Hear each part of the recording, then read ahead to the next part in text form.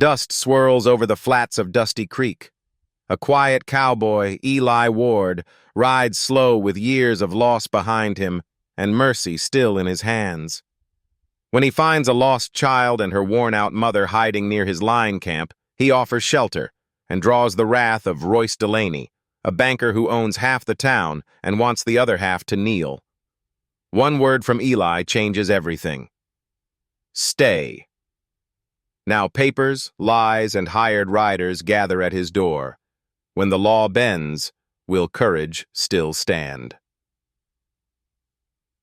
Dust rode low and lazy across the flats west of Dusty Creek, the kind of late summer haze that settled into everything: shirts, saddles, thoughts.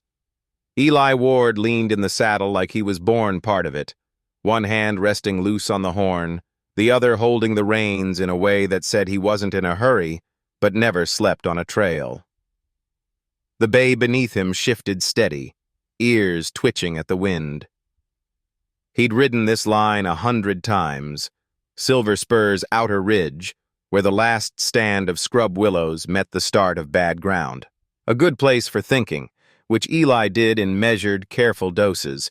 But today, something off-kilter touched the wind. Not danger, exactly, just something that didn't belong. A figure stood by the willows, still as fence post. A girl, maybe 5 or 6, barefoot, dress torn at the hem. She didn't cry, didn't wave, just stared, arms hanging like the last thread had been cut. Eli dismounted slow, speaking soft as he stepped. "You hurtin', little one?" No answer, just big eyes and wind-blown hair. He reached into his saddlebag, pulled a tin cup, and filled it from his canteen. She took it with both hands, drinking fast. "Name's Eli," he said. "This here's Bandit." He nodded to the horse, who whuffed a slow greeting. The girl's eyes flicked once toward the brush. Eli followed her gaze, spotting a shape, slumped, breathing shallow. A woman, gaunt, dirt-streaked, maybe 30. Her arms clutched her midsection, one shoe missing. He crouched beside her. "Ma'am, you with her?" The woman stirred. "Naya," she whispered. "Her name's Dawn." Eli didn't ask more. He'd seen that look before, tired past the bones, run hard by men or time or both. He built a sling with his saddle blanket and lifted the woman in stages, letting Bandit take the weight. The girl walked beside them without complaint, her small hand wrapped around the carved wooden doll Eli had tucked in his bedroll weeks ago, a gift left behind by a cousin's child. She held it now like it was hers by birthright. Back at the Silver Spur line camp, a lean-to with a porch, a barrel for rainwater, and a fire circle, Eli kindled a flame and set beans to simmer. Naya sipped water in slow pulls, her hands shaking. Dawn sat with the doll in her lap and watched the sky like she was waiting for permission to breathe. Eli spooned beans, broke dry bread into cups, and poured tin mugs of lukewarm coffee. When Naya could finally speak, she said only, "We came from the southern cut." Saw smoke. Hid when we heard riders. "Riders?" Eli asked. "3, she said. Didn't speak, but looked wrong." Circle back. We kept moving. She looked at him. "Didn't mean to trespass." "Not trespassing," Eli said. "Under this roof, you're my people now." That night, he tied his horse short, stoked the coals with mesquite, and hung a lamp on the porch. It was the closest he'd come to company in 3 years, since the graves, since the quiet grew louder than talk. Morning broke pale, and with it came hoofbeats on packed dirt. 3 riders pulled up, Royce Delaney at the center, town banker Sharp in a coat too clean for real work. 2 trail-worn hands flanked him, eyes narrowed like they'd rather shoot something than talk. Royce didn't dismount. He held out a folded paper. "Complaint filed," he said. "Trespass, public nuisance. You've got a spring here, and the bank has lien rights. Shack's not on deeded ground. Eli stepped onto the porch. The tin star nailed beside the door caught sunlight. An old badge, not worn, but not forgotten. Under this roof, Eli said evenly, they're my people. Royce's smile never reached his eyes. Inspection Wednesday. The riders turned. Dust lifted. Dawn stood just inside the doorway, doll clutched to her chest. Eli touched the tin star with 2 fingers, then the brim of his hat. Trouble had set a date. The question now, what form would it come in? What will the inspection bring? Dusty Creek ran on coffee, paper, and talk. By noon, the day after Royce Delaney's visit, all 3 had turned bitter. A tacked notice appeared outside the Mercantile. Public Health Inspection, Silver Spur Line Camp, Wednesday noon. Sanitation Review, Trespass Report, Property Verification. It bore the county stamp, though no one recalled seeing the inspector come through. Royce's name didn't appear, but the typeface matched the bank's letters. Inside the store, talk rippled. Should have known Eli'd bring trouble, taking in strays like that. Heard it's not even his land anymore. Bank's holding the spring as collateral. Folks forget, he used to wear the badge. Royce's riders leaned against the post outside, chewing toothpicks and watching doors open and close. One of them, Sly Camden, scar above his collarbone, spit long and slow into the dust. Law's the man who can pay to write it, he drawled. Back at the camp, Eli walked the fence line with a roll of string and a stub of charcoal. He marked survey stones, real ones and new ones. Some didn't match what he remembered. He jotted rough sketches in his pocket ledger, the same book he once used to record stray cattle and rainfall counts. Naya raked the cleared yard. Her face had more color today, her sleeves rolled to the elbow. She washed Dawn's dress in the barrel, then hung it on the line strung between porch post and fence rail. The child picked wildflowers, careful with the stems, and lined them up on a flat rock like she was sorting memory from hope. Clara Finch rode up with a basket of preserves and a kind eye. Folks are stirrin', she said, climbing down. But not all in Royce's favor. Some still remember when decency counted. Eli gave a slow nod. That count change when water's worth more than wheat? Clara sighed. Decency's like yeast, needs warmth and a little time. She left them with jars of peaches and bread wrapped in linen. On her way out, she stopped at the schoolhouse and tacked a second note beside Royce's. Truth doesn't shout. It stands steady. Wednesday, we'll watch who shakes. CF. By late afternoon, Sheriff Hobb stopped by on foot, hat low, boots tired. He's stacking paper, he muttered, accepting a tin cup of coffee. Filed a vagrancy complaint. Claims there's waste runoff from your barrel near the spring, called it a public nuisance. I know manure from meaning, but the judge rides circuit next week. He's trying to lock things up before then. You come to tell me to clear out? Eli asked. I came to tell you I'll witness fair, Hobb said. You stand quiet and honest, I'll say it plain. Eli handed him the ledger. Sketches. Fence stones, water flow. You read it tonight, you'll see where the lie's being built.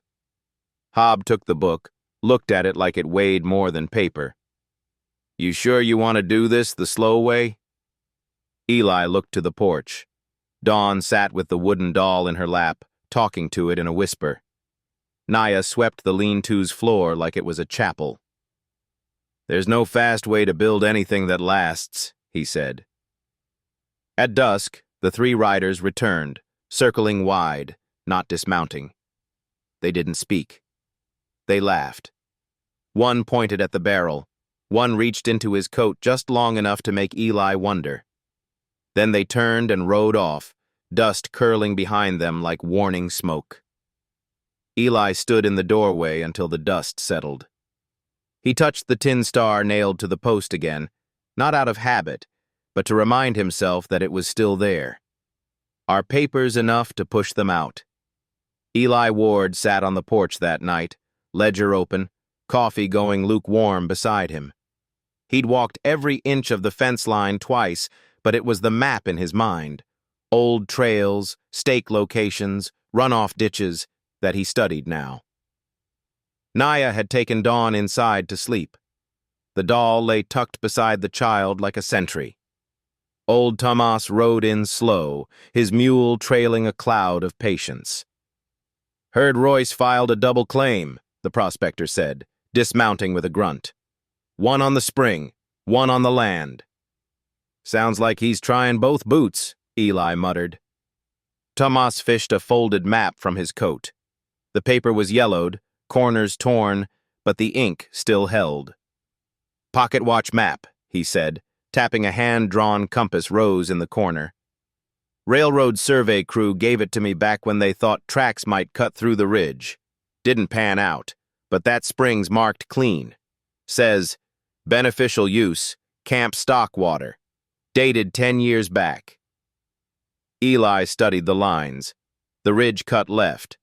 Royce's filed deed, Eli remembered from the courthouse wall, cut right.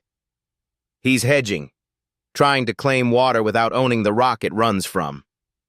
Thomas nodded. Bet he's counting on most folks not knowing the law covers use, not just paper. If that lean-to's been used for stock or family shelter and the water's been drawn consistent, it weakens his lien. Eli ran a thumb across the spring's mark. Can we prove continuous use? Not in his name, Tomas said. But he dug into his saddlebag and pulled out a faded tobacco tin. Inside, a woven pouch. I meant to pass this on someday. Dawn's father worked fence up here before the war, helped me dig the seep deeper, said he'd bring his family someday. Left this token with me before he rode east. Eli opened the pouch. Inside sat a small carved chip, half a name etched with a pocket knife. Yost. Eli stared. Yost's her father? Naya stood in the doorway now, arms folded tight. He was a quiet man. Promised to write. Didn't make it home. Her voice was steady, even with the night's chill. He left that with you? Thomas nodded. Said, if his kin ever came through this way, show him the spring and give him a start. Eli leaned back, mind working. If we put that map with Tomas's affidavit, and I sign for sheltering the child, we've got lawful use. Enough to contest the lien. Naya stepped down slowly. But would the judge listen? Eli looked toward Dusty Creek. Lights glowed in windows. Somewhere behind one of them, Royce Delaney was writing up another complaint, probably on better paper than either of them could afford. He'll listen, Eli said, tapping the ledger, if the record's straight and the paper's not scared. He copied the clause in careful script. Prior beneficial use shall override lien when supported by sworn witness, map, or ledger, showing continuous purpose for family, shelter, or stock. Then he pinned it in the front of the book, folding over the corner like a tab you don't plan to lose. Tomas sat back in the rocker, exhaling. That banker's gonna hate every word you write. Good, Eli said. Let him learn to read 'em. Naya touched the carved token once more, then passed it to Eli. You keep it safe. He nodded and tucked it between the ledger pages, heart of the case and symbol of the girl who now slept under his roof. Dawn shifted in her sleep, the doll pressed to her chest. Eli looked toward the spring. It gurgled steady in the dark, soft as a whispered promise. Can they prove what the law demands? Sunday afternoon in Dusty Creek carried the weight of tradition. Folks gathered behind the clapboard church for the monthly picnic, checkered cloths, lemonade jars, fried chicken stacked high. Kids ran barefoot between shade trees, and the air hummed with fiddle music and shared gossip. Eli Ward rode in just before the blessing, hat in hand, Dawn on his hip, and Naya walking close behind. Her dress was pressed as best she could manage, hair neat, eyes cautious but not hiding. Clara Finch had sent word. Show up. Let them see you as you are. Let decency do the rest. Royce Delaney was already there. He stood near the preacher's table. Coat crisp, boots shined. In one hand he held a rolled affidavit, in the other a cup of cider he hadn't sipped. When Eli approached the table with a nod, Royce smiled with all his teeth. "Mr. Ward," he said, "you've brought your case to Sunday dinner." Bold.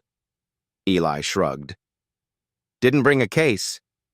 Brought a child who deserves a place at the table." Royce unfurled the affidavit with a snap. Affidavit from Notary Dobbs, sworn statement on file, confirming the line camp lies beyond registered boundary. Trespass, misuse of a protected spring, unsanitary conditions. It's all here, signed and sealed. He passed it toward Clara, who took it with the polite disgust of someone handed a snake. Eli said nothing. He turned to Sheriff Hobb, who stood nearby balancing a paper plate and a heavy conscience. "Sheriff," Eli said, "I'd like to request a public walk of the fence markers. You, me, Miss Finch. I'll show you what's changed and where it doesn't match." Hobb blinked. "You making that request as, what, a concerned citizen?" Eli reached into his coat and withdrew the folded clause copied from Thomas's map, signed beneath with Clara's name, Thomas's initials, and a rough sketch of the spring's runoff path. "As the man standing where law used to live." Hobb looked at the paper, then at Royce. "You object?" Royce chuckled. "By all means. Let's parade your misplaced nostalgia through the weeds. I'll send my riders along to ensure no confusion." "No riders," Eli said. "Just neighbors." There was a pause, then a low nod from Clara. "I'll witness." Royce gave a little bow. "Very well. But let's keep things orderly. Wouldn't want anyone disturbing the congregation's appetite with drama." He turned back toward the food tables, but not before leaning in to whisper, "You still think quiet wins? You'll see what noise can do." Later, as the preacher led the blessing, Royce's riders, Sly and Jinx, brushed past Eli near the bean pot. One accidentally bumped his shoulder, splashing stew across Eli's clean shirt. "Oops," Jinx said, grin crooked. "Crowds make for clumsy hands." Eli said nothing. He simply dabbed the spill with a napkin, cleaned the corner of Dawn's sleeve where a drop had landed, and handed her a slice of bread like nothing had happened. Clara, watching from the side, nodded once. Steady counted more than loud. After supper, Naya joined the other women to help gather plates. Someone handed her a pie tin without flinching. Someone else said, "Glad she came." A little boy offered Dawn a slice of apple, and she took it without hiding behind her mother. Sheriff Hobb passed by Eli as the sun dipped. "Wednesday," he said. "High noon. Bring your ledger." Eli nodded. "And you bring your eyes." They left together. Slow, no rush. The affidavit still flapped on the table, but folks weren't crowding to read it. If he won't swing a fist, how does he win? Eli Ward rose early Monday, saddle blanket still creased from the night before, ledger tucked under his arm. Dusty Creek's courthouse opened with the morning sun. Clara Finch met him at the steps, her skirt dusted and her jaw set. "You sure?" she asked. Eli nodded. "Been sure since I heard that girl cry without making a sound." Inside, the clerk looked up, startled by the form Eli slid across the counter. Guardianship petition, Dawn Yost. Attached, a notarized affidavit from Clara, one from Thomas, and a third from Reverend Alcott, each affirming the child's presence, Naya's consent, and the lean-to's use as a lawful shelter. The improvement claim followed: water use, fence repair, and a request for public record of spring access. Last came the envelope, sealed in red wax and labeled in Clara's neat hand. Witness record. Open if I fall. Eli asked the clerk to log it in the church registry, not the courts. By noon, the document sat with Sheriff Hobb and one nervous circuit assistant. Hobb read every page, then closed the file with a grunt. "You're either bold," he said, "or ready to be kicked sideways." "Both," Eli answered. That evening, Clara pinned the improvement notice on the church wall beneath the prayer list. She didn't read it aloud. She didn't have to. The retaliation came at midnight. Eli woke to the sharp crack of flames. A haystack near the corral blazed skyward, fire licking the night like it meant to eat the stars. Bandit bucked against the rail. Naya bolted from the lean-to, barefoot, grabbing Dawn as she ran. Eli shouted for the water barrel and grabbed the bucket, dousing the porch edge first. Naya hauled from the rain barrel, dress soaked, hair wild. Together they made a line, trading the bucket back and forth. Then came a crack, not of wood, but of rope. The barrel rope cut. Eli turned in time to see two shadows vanish past the trees, one swinging what looked like a blade. The second kicked the bucket down, spilling the last gallons across dirt. Eli sprinted to the trough, refilled from the spring, and dumped what little he could. But the fire had done its job. It didn't need to consume the shed. Just threaten it. Just prove how alone they were. From town, no lights stirred. No neighbor came. Just the sound of crickets returning after silence, like they knew the damage was done. They stood in the smoke, soot clinging to their clothes, breath shallow. The haystack had collapsed into a glowing ruin. No animals lost. No lives. But the message? Delivered. Dawn clung to her mother's leg, face pale under ash. Naya pulled her close, wrapping her shawl around them both. Eli didn't speak. He picked up the twisted bucket and laid it by the door. Then he sat on the porch step and stared at the tin star nailed to the post, dark now in the charred light. He thought of the envelope in the church. Open if I fall. He wasn't ready to let someone else open it. When the wind shifted, it blew ash across the porch, resting on his ledger like a second skin. He brushed it away and opened to the last page. With a stub of pencil, he wrote, "Fire, 11:47 p.m. Cut rope, slashed bucket. No help came. No one should have to fight flames alone." He closed the book, then stood and walked to the spring. The water ran, cool and steady. It hadn't burned. Not yet. Who gets blamed come morning? By dawn, the ash had settled, but the accusation had already risen. Royce Delaney stood outside Sheriff Hobbs' office, arms folded, affidavit in hand. His coat was pressed, his voice calm, but his eyes burned cold. "I want a statement logged," he said. "That fire was set deliberately. Insurance haystack. My riders saw Mr. Ward on the scene, with no attempt to alert town officials. This was a setup. He's trying to paint me as a villain before your inspection." Hobb rubbed his jaw, bone-tired. "You're claiming Eli burned his own hay?" "I'm claiming he's desperate," Royce said. "You know how folks get when the law's not on their side anymore." The sheriff nodded once, slow and quiet. "And I suppose your riders are eager to testify." Royce offered a tight smile. "They're nothing if not observant." 2 hours later, Hobb rode out, with Cal and a set of shackles in his saddlebag. Eli didn't resist. He stood on the porch, shirt still sooty, bucket beside him, boots planted square. Naya stood in the doorway with Dawn pressed against her hip. "You come to take me in?" Eli asked. Hobb looked uncomfortable. "It's complaint-driven. Judge rides in Tuesday. Royce filed a statement, says your actions fit reckless endangerment with intent to incite." "I fought the fire. Eli said evenly.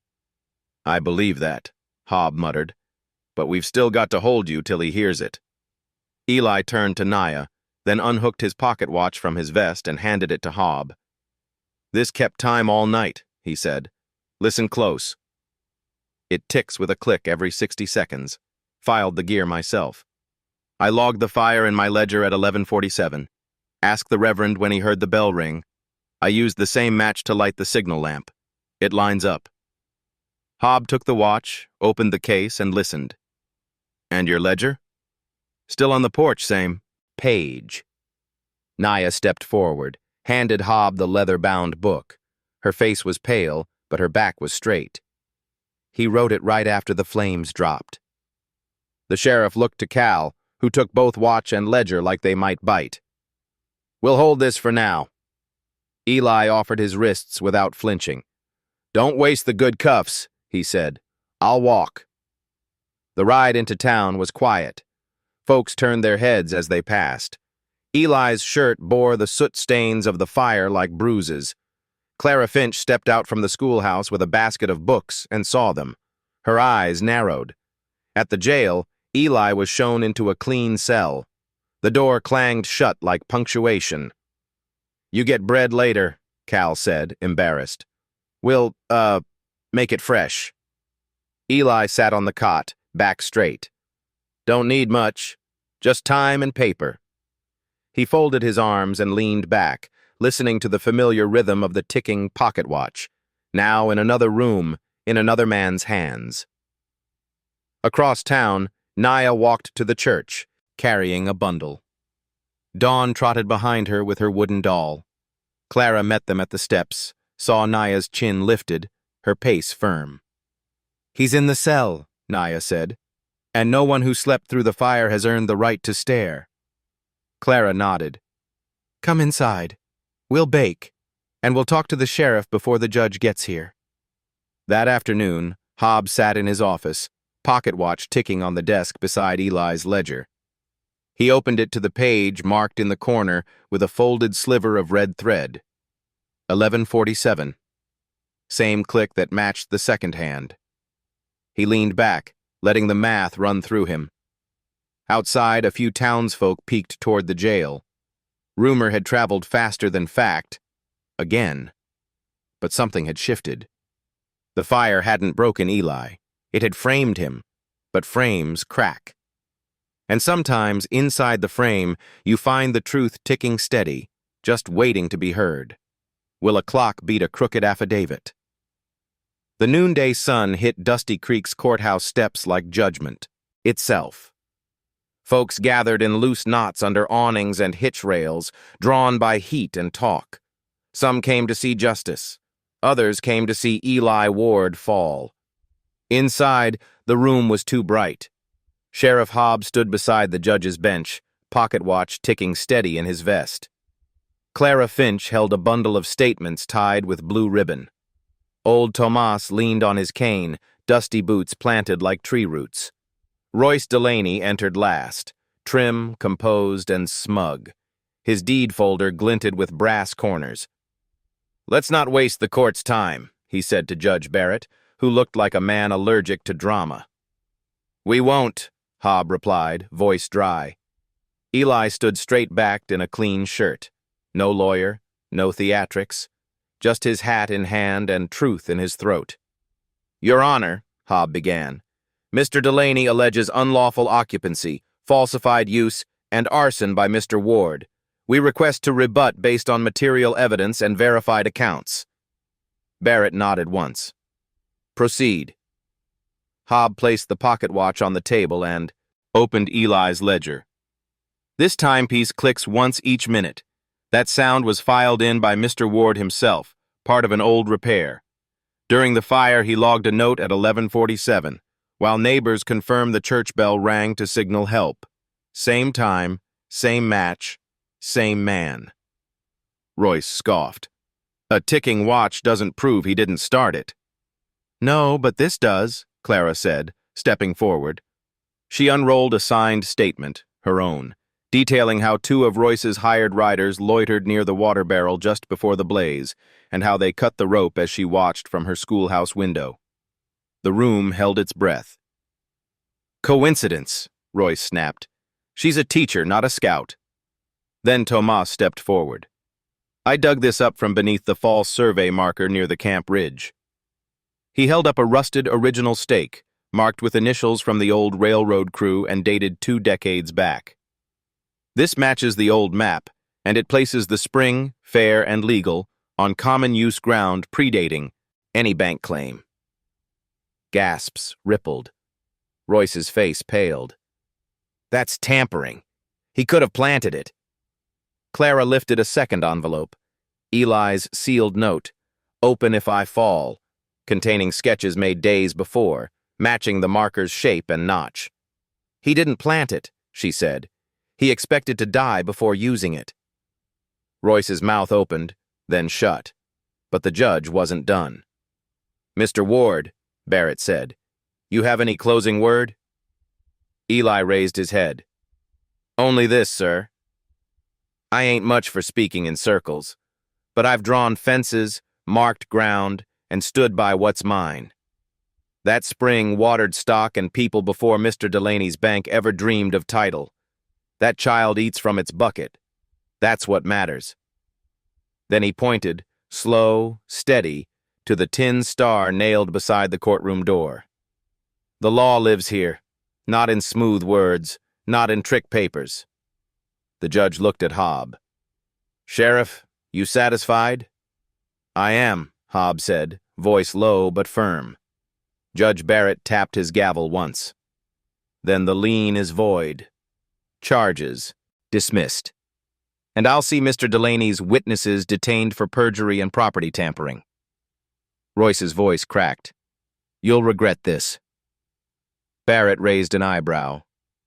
"Sir, the only thing I regret is wasting time on a man who confuses ownership with dominion." Outside, the crowd broke into murmurs. Some smiled. Some just breathed easier. Eli stepped off the dais, boots light as if a load had finally shifted. Behind him, Naya held Dawn close, her eyes bright with something that looked a lot like peace. What secret still lies sealed in the church, and who holds the child's rightful claim? The courtroom cleared slow, like fog off a creek. Royce Delaney sat stiff, eyes flicking from the broken stake to the judge's cold gavel. Eli didn't gloat. He only stepped down, set his hat on his head, and nodded once to Naya, who held Dawn tight. But Royce wasn't finished. "I've got ownership by proxy," he muttered, rising like a man dragging chains. "You think this ends with a stake and a ticking watch?" He turned to the judge. "Ask who signed the banknote. Ask who really owns that ridge." Judge Barrett didn't blink. "You've had your say, Mr. Delaney." "No," Thomas said, voice like gravel. "He hasn't. Not fully." All eyes turned to the old prospector as he lifted a hand-sewn pouch from his coat. "This here was kept in the church strongbox, given to me by a fencer named Mateo Aguirre before he died. Told me to pass it on if his kin ever came looking." He opened it gently, revealing a folded letter, yellowed with years, and a small carved token. The letter's signed with Mateo's mark, witnessed by Pastor Lyle, naming Dawn as rightful heir through a work-share contract, labor for land. "And this token," he said, holding it up, "matches the carving in her doll." Gasps echoed. Naya clutched the pouch with both hands, tears brimming. She reached into her shawl and pulled the doll from Dawn's grip. Inside its hollow back, nestled in cloth, was the match. A second carved token, same grain, same notch. Clara stepped forward. "My father notarized Mateo's work logs. He did live and work there. His time, his sweat, helped raise that fence line long before Royce's deed." The room stilled. "Dawn's father," Naya said, voice breaking but clear, "was Mateo's youngest. He died hauling stone for the boundary wall. Never asked for a penny. Only that his child have a corner of peace. That's why we came back. Royce's jaw trembled. This is folklore. Sentiment. It won't hold. But Judge Barrett leaned forward. It will. Because Mateo's mark appears on the original boundary sketch. And if this child carries his claim, she carries standing under contract law. He turned to Hobb. Sheriff, detain Mr. Delaney under suspicion of land fraud and perjury. Royce opened his mouth, then closed it. His boots clunked louder than any words as Hobb clicked the cuffs shut. One of the hired riders, lean, nervous, stepped forward from the crowd and dropped a folded note on the judge's bench. I heard things, he muttered, about faked survey markers, burnt affidavits. Didn't sit right.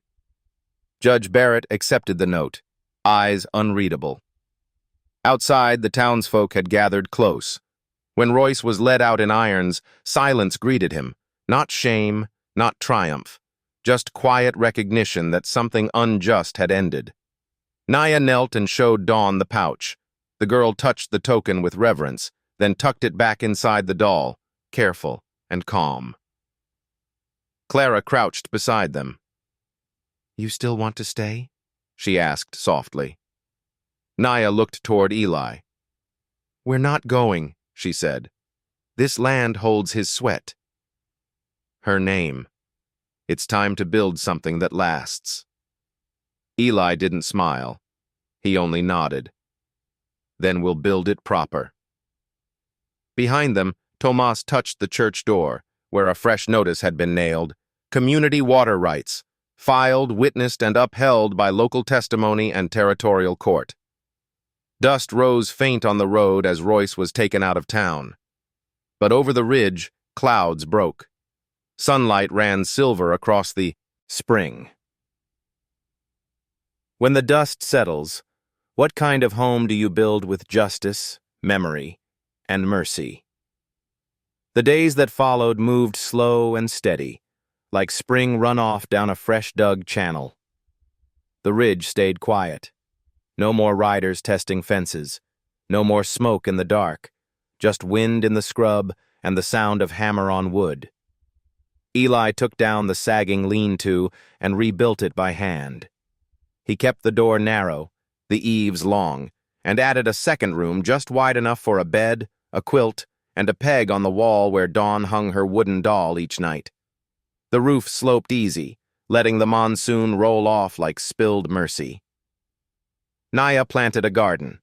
Wild herbs first, lavender, yarrow, creeping thyme, and then rows of onions and beans.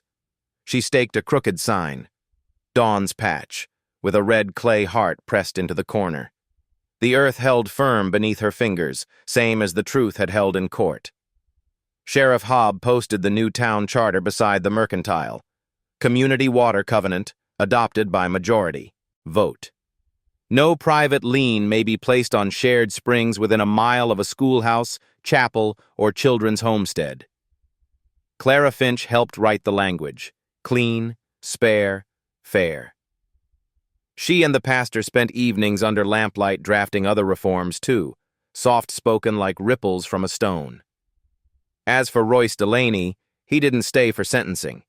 Sold off his bank share, packed his ledgers, and rode out ahead of the judge's ruling with barely a wave. One man said he stopped at the ridge once, looked back toward the line camp, and shook his head like it puzzled him, how law and loss could share the same hill. He never returned. On a mild Sunday with clouds curling high, the townsfolk gathered again at the church for a potluck. This time, no one stood alone. Hobb brought sweet corn. Alma Pike sang hymns low and warm. Old Tomas wore a clean shirt and nodded like he'd known all along how it would turn out. Eli came with Naya and Dawn. He wore his oldest boots but carried something new, a small pine box. Inside lay a simple gold band, smooth but solid, forged from a nugget Tomas had once traded him for hauling rock in the snow. It wasn't flashy, just honest. He didn't kneel. He just looked Naya in the eye and said, "There's room, if you'll have it. Me, the ridge, and what's ahead." She answered without words, pressing her forehead to his chest. Dawn clung to both of them, the doll swinging from her arm. The townsfolk clapped, a few wiping at their eyes. Clara smiled through tears. Hob coughed and cleared his throat. Even the pastor looked skyward like he'd been waiting for such a moment. Later that night, Eli placed his old pocket watch on the mantel.